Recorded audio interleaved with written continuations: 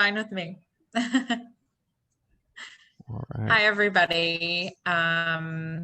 Mary House with Curious Collections, Vinyl Records and more. Can everyone hear me okay? Oh, there I am. All right. Yeah.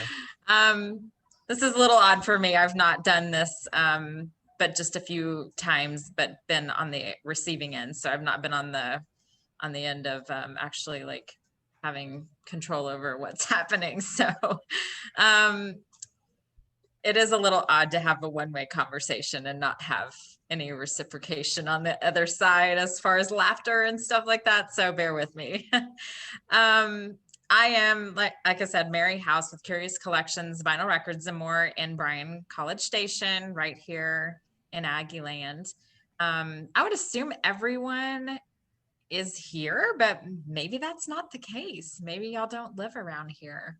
I would say that like 90% of the students are back in BCS area. Some are still in their hometowns, but for the most part, most people are back. So, Okay, so that's good because the store that I run and operate is here in Bryan College Station. It's right off of North Rosemary. If you know where the old Cafe Excel was, is now Public and Main.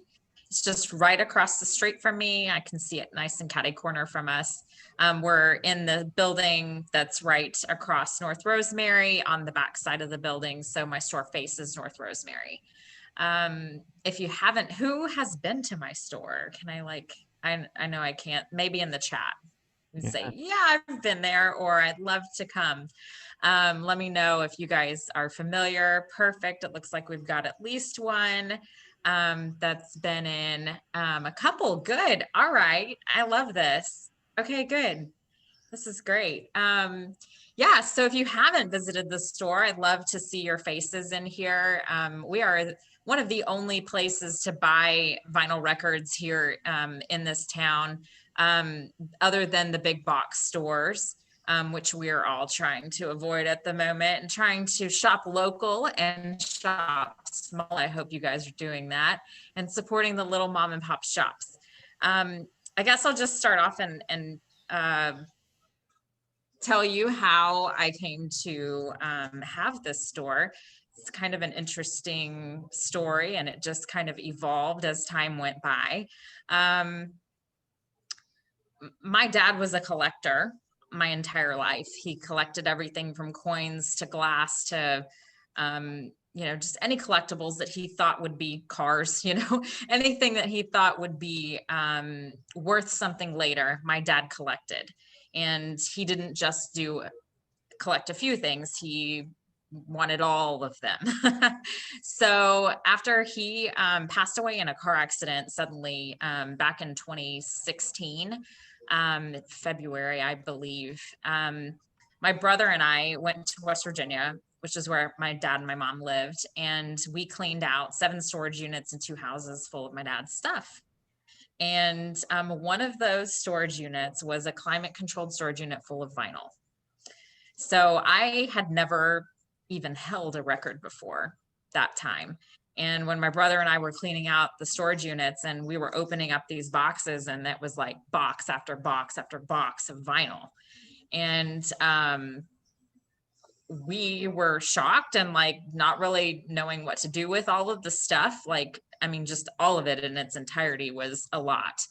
But my brother and I both knew that some of the things were worth more than we could get more for them selling them one by one, as opposed to doing an estate sale, which we did an estate sale. But the items that we thought were valued at more, we loaded on a truck, 16-foot moving truck in West Virginia, and I drove it from West Virginia all the way here to Texas, and unloaded the truck into my first location behind Barnes and Noble. While we were in West Virginia and we were loading up that truck, I was like, I think I'm going to open a store. And my mom was like, okay. And my brother's like, I want nothing to do with that. So I said, well, I think I want to try this, because at the time I was in the middle of my divorce and I needed something for myself. And I was working for a doctor at the time. And, it's just, I've never really had a spirit to work for other people. it's been hard on me because I've got my own ideas. I've got, I've got an entrepreneurial spirit.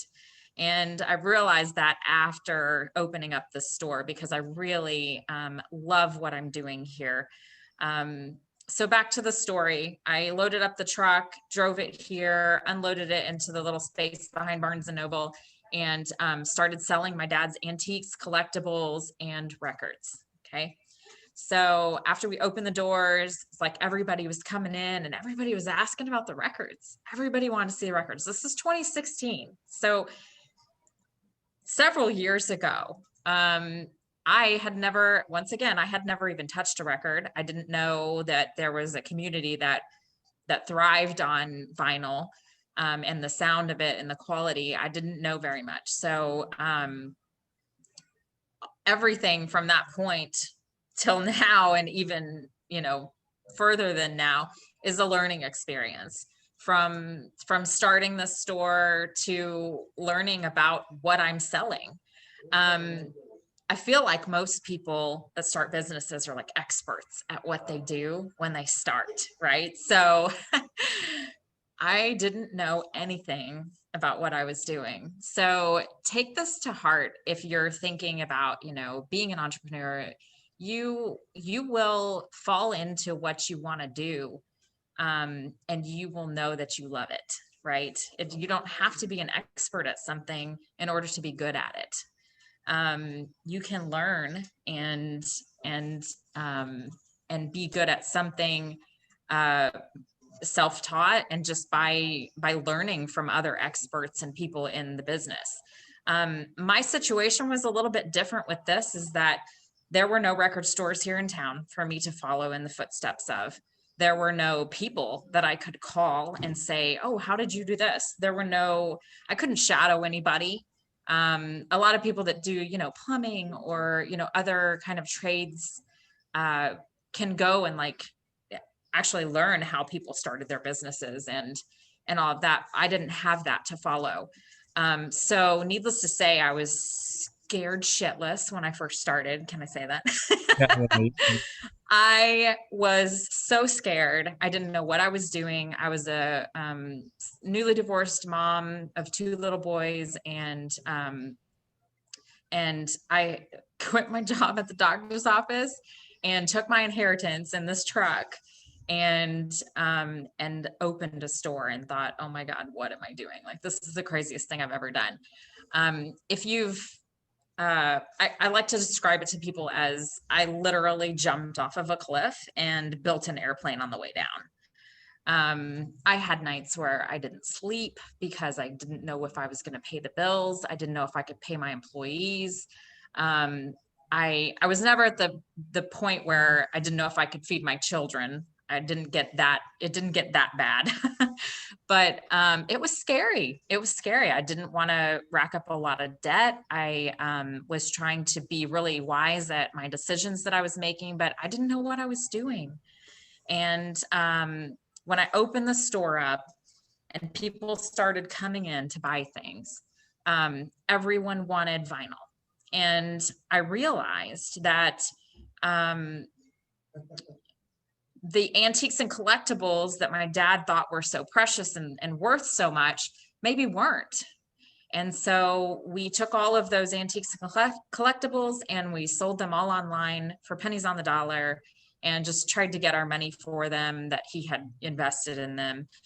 And then realized that vinyl was the way to go, and that there wasn't a record store here in this area and hadn't been for a long time. As a matter of fact, there's not one within 80 miles of this town. So we are the only one that participates in Record Store Day, which I can talk about a little bit later. But we are the only record store within 80 miles of this town. So there's not a lot of competition. Basically, my big box stores are the competition because they might have exclusives of stuff. But other than that, and that's, I don't even know if you consider that competition, because if it's an exclusive, so anyway, let's see, where was I?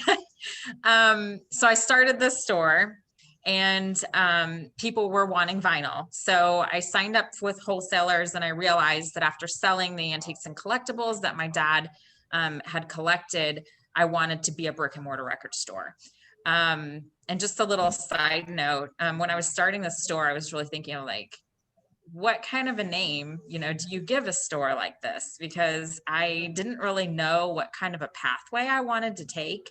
And I wanted the flexibility of it being, I wanted to have the flexibility of us being able to evolve with what the demand was. So I picked a name that was, that I could evolve with time. And so we chose Curious Collections. I say we, like I had a mouse in my pocket. It was me. I was the only one doing it. I didn't have a business partner. It would have been a lot easier and it probably would have been a whole lot easier if I had somebody that had jumped on board with me to do this, but this is my destiny. I really feel like, I feel like I'm in the right place. I feel like I'm doing the right thing.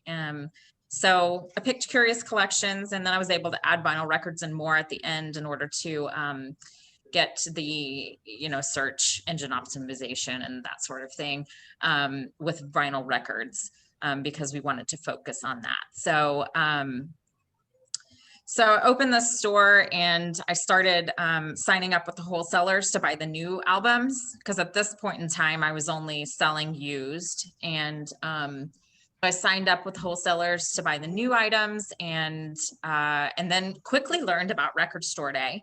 If you guys are vinyl enthusiasts, you're probably familiar with Record Store Day. I'll just give you a little plug about what it's about.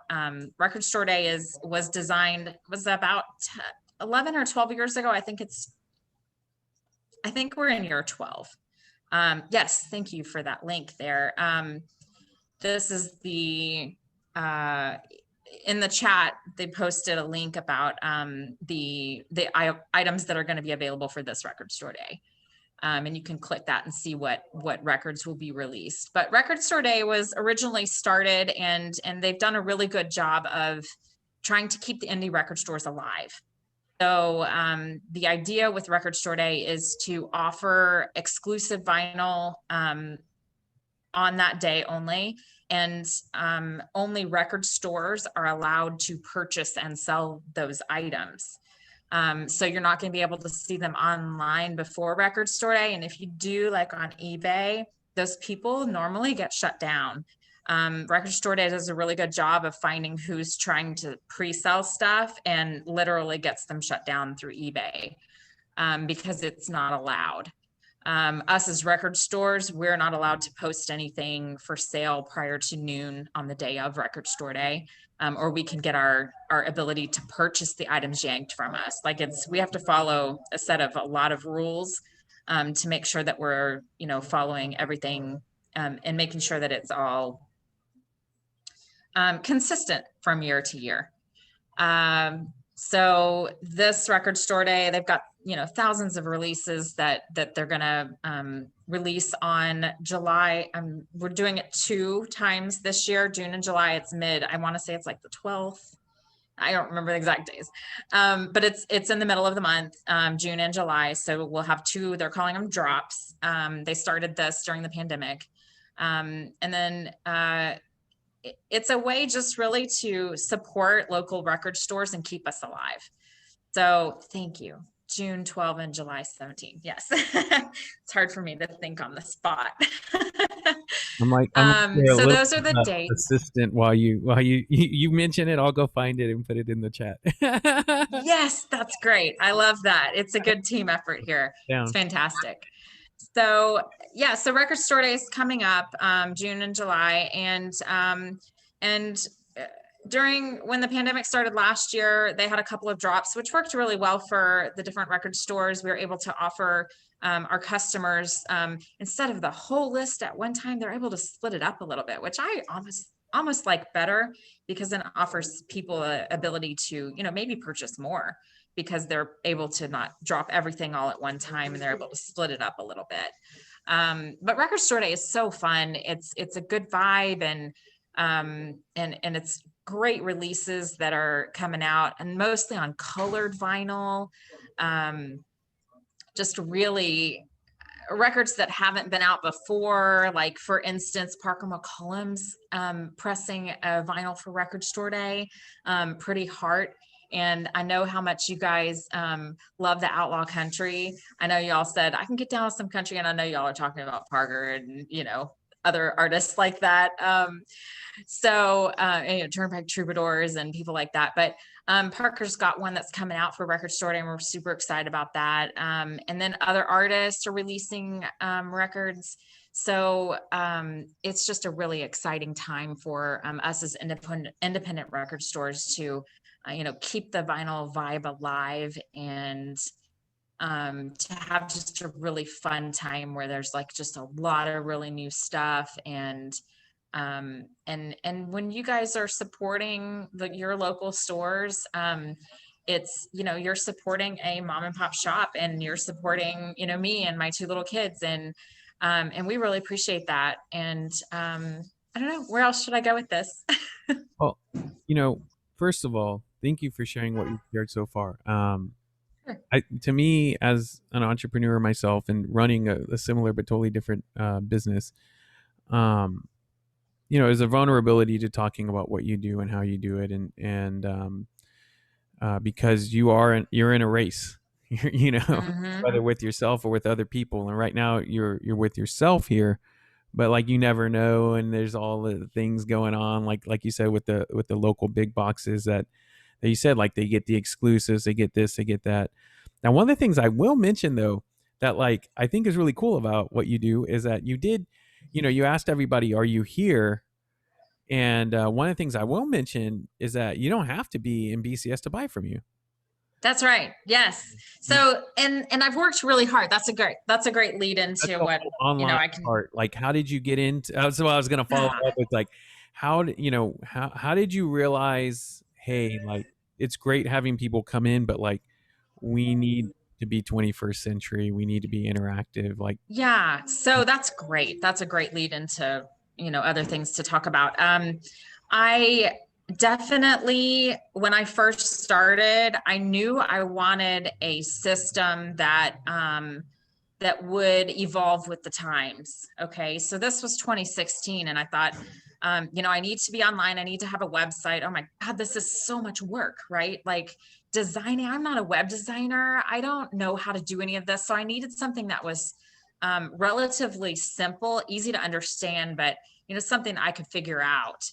But and use something that's very user friendly that would be like an all-in-one, right? So so knowing that I wanted to eventually like be in the online scene, have a website, and I kind of had an idea of, you know, who do I shop from, and where are they, and where do I find them, and that sort of thing.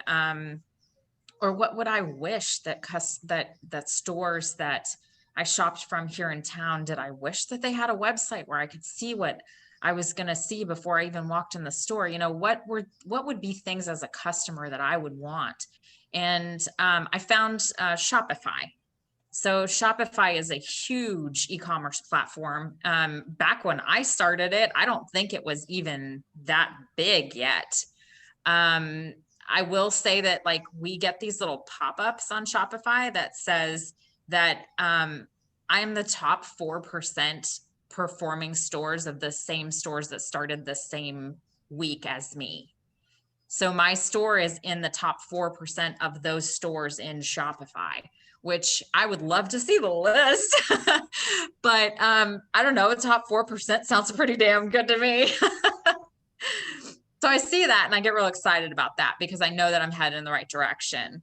So, and the reason I picked Shopify was, first of all, I had no preconceived notions of what my store needed to be like, because I had nobody to go off of. But I knew I needed a POS system. I knew I needed something that could evolve with the times. I knew I needed something that would be user friendly and flexible. And I wanted something that was PC capable because, you know, I things are not my thing. So, so taking all of that into consideration, I ended up going with Shopify. And Shopify allows us to integrate what we do with the things in the virtual world. Okay. So we use Shopify to feed all of our products that we have into all of the different platforms. So Amazon, eBay, Etsy, and actually just yesterday we launched our Walmart store, which sounds so crazy. But it's another platform to sell on. And as long as we can keep our feelers out in all of the different places on the internet, I feel like we're going to be better as long as people can see us in more places. And start to recognize that, you know, oh, when I go to Amazon, oh, I saw them selling something on there. And then they go to Etsy for something and they'll be like, oh, wait, I saw them there too. And then, oh, now I'm on Walmart looking for an exclusive record. And oh my God, there they are too. So I want to become a familiar, you know, name for people that are searching for vinyl. And I knew that search engine optimization was key to that. And then having our SKUs just all over the internet we will come up in searches more often. And that for me was the goal, was for us to get the traffic. Being on Google Shopping was a huge deal. I don't know if you guys have ever really noticed, but when you pull up, if you search Google, I know lots of y'all probably use Safari, but for those of you that are using Google, if you're searching for something to purchase, you'll see that shopping tab come up, right? And you can scroll through that tab and look for things. And a cool feature about Google is that those shopping tabs show you local inventory as well. So we were able to get in with Google Shopping, not only all over the world, you know, all of our stuff shows up all over the world, but we were able to add this feature called local inventory. So when you pull up something you're searching for, like say you're searching for a Crosley record player, like one of the little suitcase ones, just a nice little starter machine or something, a gift for your niece or, you know, brother or sister or something, just a real basic machine. You type in Crosley, you know, record player, you'll see our store will pop up and it will say how many we have of that particular item, which is a fantastic feature for supporting local small businesses and shopping small, which we always try to encourage when we are, you know, living in, and especially now with the pandemic and everything, we really need to encourage you guys to keep your money local and to shop small and to support local small businesses when you can. So I was able to get in with Shopify and able to start adding all of these channels, is what they're called, in order to make all of our items visible for, you know, everybody across the world.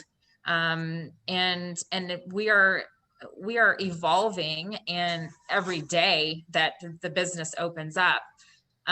So, you know, like searching for what is the latest and greatest. And right now it's the Walmart channel that we were able to add because Walmart's trying to be Amazon. So, so we're jumping on board with that. And we're, allowing our items to be purchased, you know, on Walmart as well as all the other channels.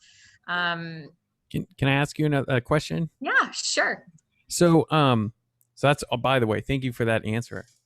That was really in depth, really informative, and you know, applicable not only to this class but to any kind of entrepreneurial and business class as well, because you really went into detail about the ecosystem of how things can kind of play together in terms of Shopify to all the way to analytics and you know, Google Shop and all. You mentioned all the resources. Like, you really compacted some really great information there.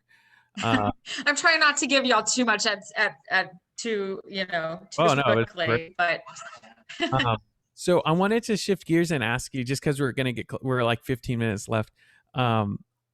So before COVID, right? Like I saw that you had like some in stores and things like that, some performances. Could you talk a little bit about that? Like, how do you, as an owner, like, kind of like run into doing some in stores and running into kind of like some viewing the local music Perfect. being integrated into your Yes. retail shop? You know. How did you? Okay, that's fantastic. So part of being a business owner is evolving. So I've kind of touched on that a few times already. But what I've found is that you're the most successful when you're creative with what you do. For one, on social media. So that's a huge thing. And I could talk for hours about social media. But I have a little bit of I'm pretty good at media myself, like being able to advertise, and I took sales classes at A&M, and so that's like kind of part of me too. So I love that part of being creative and having a good eye for good design, or graphics and stuff like that, and what's eye-catching. So being able to take that and and make it better by keeping your audience engaged. And the way to do that with a new business is to make sure that you're always doing something different. Okay, so but consistently different. Hey, let's do that. For instance, we have employee meetings, and I have little powwows with my employees, and we get our heads together and we think, okay, what do we want to do now? What do we want to offer our customers that other people aren't offering them? We want to stand out, and how are we going to do that? Okay. So we get our heads together and we think of things to do. For the first thing that I started was like, why don't we do live music in the listening room, which is where I'm sitting right now. As you can see, there's a nice wall behind me. It was, we put our people that were playing on this back wall, and then it leads out into the retail area here. So this room is really cool because it's a very versatile room, and I got a lot of slack from other business owners about this. They'd walk in, people that would try to like tell me what I'm doing wrong, maybe would walk in and say, "You're wasting this retail space." I got that a lot. And I said, I don't think so. I think when it's time, it will be retail. But right now, it needs to be a space for listening. It needs to be a space for music. It needs to be a space for studying. It needs to be a space for my kids when they're out of school. So this is our multi-purpose area. We call it the listening room. We have record players set up to listen to the vinyl before you buy them. And we have the space to have people come play.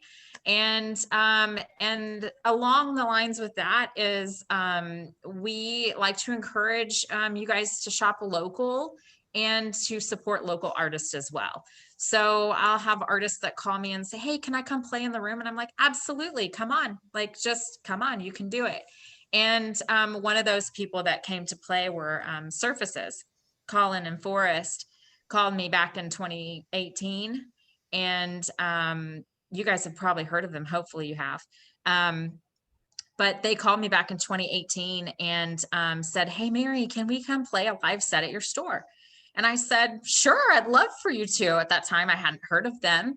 And they came and played their first live set here at my store in my listening room. We had about 40 people that came to see them. They sold merch on the back counter, and we had a stack of vinyl that we were selling their first album. And now they've gone platinum, and they did a commercial for T-Mobile, and they were on the Super Bowl for their commercial for T-Mobile. Their song was on the Super Bowl. So it was pretty fantastic to see one of our local artists here, Aggie.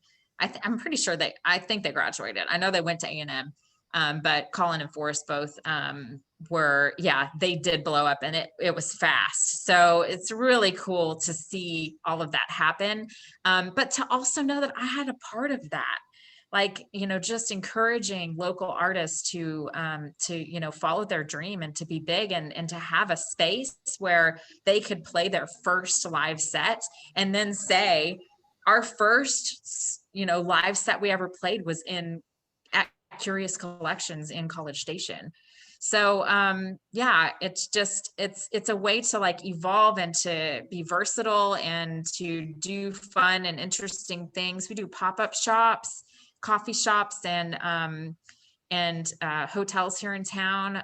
We're trying to do more of that now that things are kind of opening up and people are, gathering again. But just being creative with getting our name out there and letting people know that we're here is important to being a successful business. So wow, yeah, that's really really cool. I like I think I call it like a facilitative space or like a creative space or something like that when you have rooms like that. A space Mhm. that's like lets your business breathe a little bit, if that makes sense. Like Yeah. a lot of people want to have every wall filled, everything filled, and I our shop that that I have in San Antonio was a big space kind of, and we put a wall up like like and actually like have it separated out, for that exact reason of what you're Yeah. talking about, kind of creating, because a lot of people are like, so what's on the other half of the space, and I'm like, that's our like that's when we'll have like we have our studio over there and we have these other things. And I mean, you can come and see it, but it's like this is something totally different, but I also like that you activate it publicly too, and have people come and do performances there. That's really smart and really neat and innovative, in my opinion. I had someone ask a question: did you always want to do something with music in terms of entrepreneurship, or what other passions did you have? Just curious. That's an interesting question. No, music was not my first. It was not my first thing that I thought I wanted to do. I honestly didn't really, I don't know. I knew I was always good at sales. My first job right out of A&M was, I was oil field sales. So I, was a rig chaser and I loved that. I love selling things. Like if I know something about something, I can sell it to anybody. And I did really well with that, but I just knew that like, that wasn't my, that wasn't my passion. Um, Music feeds people's lives. It is something that everybody has some sort of connection to. And vinyl produces more of a connection with music because it's a physical experience. And this is how I sell my vinyl to people who have never listened to vinyl or don't know about it. When you touch vinyl, you are, I guess, so we started using a hashtag, vinyl tells a story. Okay. And that's like, that just tells you what I'm saying in a nutshell. Every record has a story to tell, whether it be your personal story or where it came from, or from the markings that are on it to what concert it was at, or whose garage it was in, or like that note that you find inside of it. Like I'm getting goosebumps just thinking about like the things that we find in records. So every record tells a story, and vinyl is such a physical experience. I feel like, especially now, we're so disconnected from reality and people, that finding something that you can touch like that and listen to and interact with is such a priceless thing right now these days.